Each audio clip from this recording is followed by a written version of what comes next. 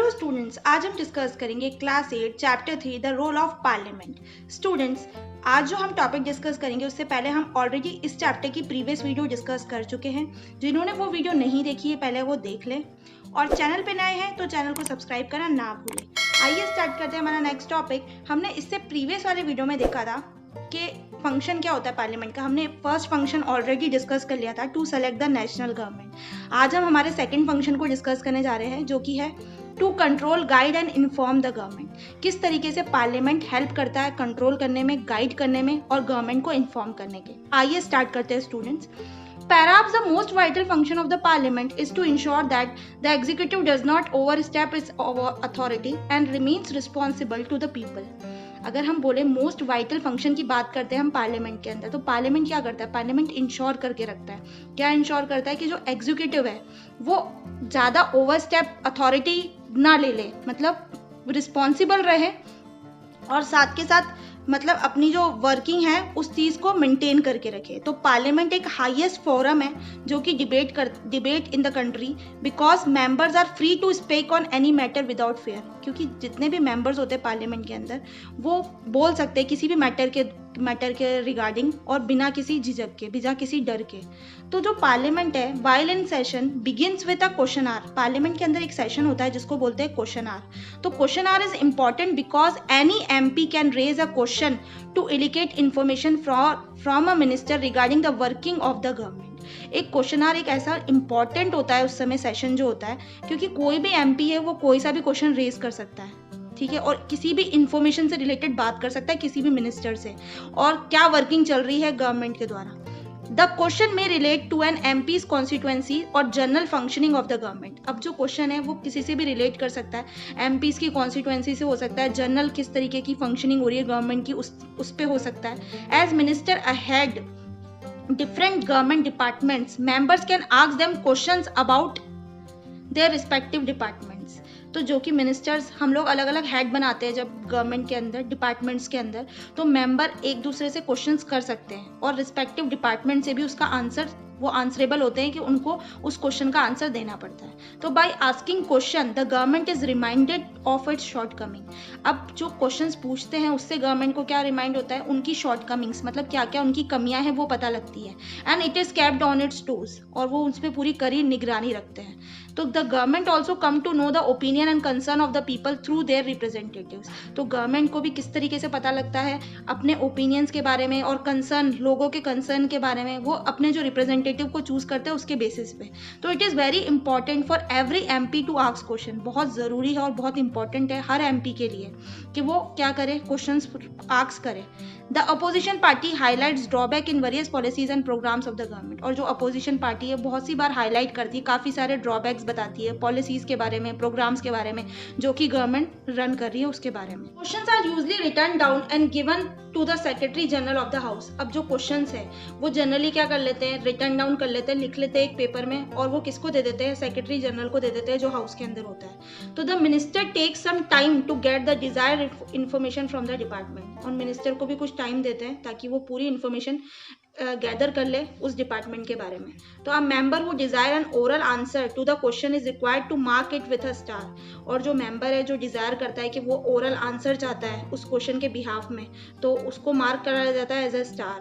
Such questions are known as starred questions.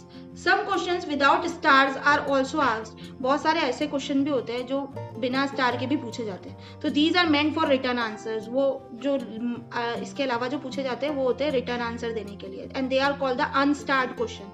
उनको unstarred questions बोलते हैं क्योंकि वो रिटर्न फॉर्म में होते हैं। जो ओरल फॉर्म में होते हैं उनको हम स्टार्ड बोलते हैं, और जो रिटर्न फॉर्म में होते हैं उसको हम unstarred बोलते हैं। Next, there are other ways also in which members can keep control over the government. बहुत सारे ऐसे ways भी है जिसमें members क्या करता है, कीप वॉच करता है और कंट्रोल करता है गवर्नमेंट में। तो सम ऑफ दीज आर, क्या क्या चीजें ऐसी? Calling attention notice, adjournment motion etcetera.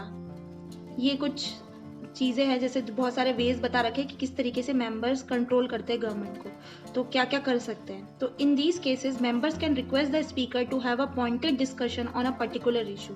इन सब केसेस के अंदर मेंबर्स रिक्वेस्ट कर सकते हैं स्पीकर से कि वो एक पूरा पॉइंटेड डिस्कशन चाहते हैं, पर्टिकुलर इशू कहता है। तो the most important motion is called no confidence motion. जो बहुत इंपॉर्टेंट मोशन होता है उसको कहा जाता है नो कॉन्फिडेंस मोशन। और द पार्टीज में move a motion that the Lok Sabha does not have confidence in the council of minister. और बहुत सी बार पार्टीज भी खुद मोशन में आ जाती है जब लोकसभा नहीं बात कर, मतलब कॉन्फिडेंस में नहीं रहती, बहुत सारे काउंसिल ऑफ मिनिस्टर्स की बातों से सहमत नहीं रहती। तो if the majority in the house votes against the motion, अगर मेजोरिटी है हाउस के अंदर, अगर वो वोट कर दे मोशन के अगेंस्ट में, तो जितने भी काउंसिल ऑफ मिनिस्टर्स है कंटिन्यू है जो कि पावर के अंदर है, however if the majority votes for the motion the council of minister has to resign. और अगर मेजोरिटी जो है अगर वो वोट्स कर देती है मोशन के फेवर में अंदर, तो जितने भी काउंसिल ऑफ मिनिस्टर्स हैं उन सबको रिजाइन करना पड़ता है। In all matters dealing with finances the parliament approval is necessary. जितने भी मैटर रिलेटेड है फाइनेंस से रिलेटेड, उसमें किसका अप्रूवल होना चाहिए? पार्लियामेंट का अप्रूवल बहुत जरूरी है। The financial power of the parliament involve grant of resources to the government to implement its programs. और जो फाइनेंशियल पावर है पार्लियामेंट की, वो क्या करती है? वो इन्वॉल्व करती है कि वो सारे रिसोर्सेज को लेकर चले और गवर्नमेंट क्या करे, कुछ इंप्लीमेंट करे और प्रोग्राम लेकर आए।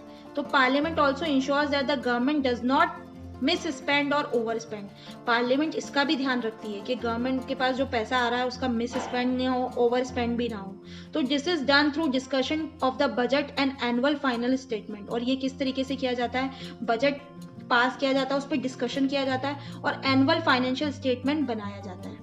If the government of India proposes to introduce any new tax, अगर गवर्नमेंट इंडिया की कोई प्रपोज करती है, कोई सा भी नया टैक्स इंट्रोड्यूस करती है, तो it has to get the approval of the parliament. पहले उसको अप्रूवल कराना पड़ता है पार्लियामेंट से। तो the members of parliament have a pivotal role in controlling, guiding and informing parliament. तो जो मेंबर्स होते हैं पार्लियामेंट के, उनका बहुत इंपॉर्टेंट रोल होता है कंट्रोलिंग करने का, गाइडिंग करने का और इन्फॉर्म करने का।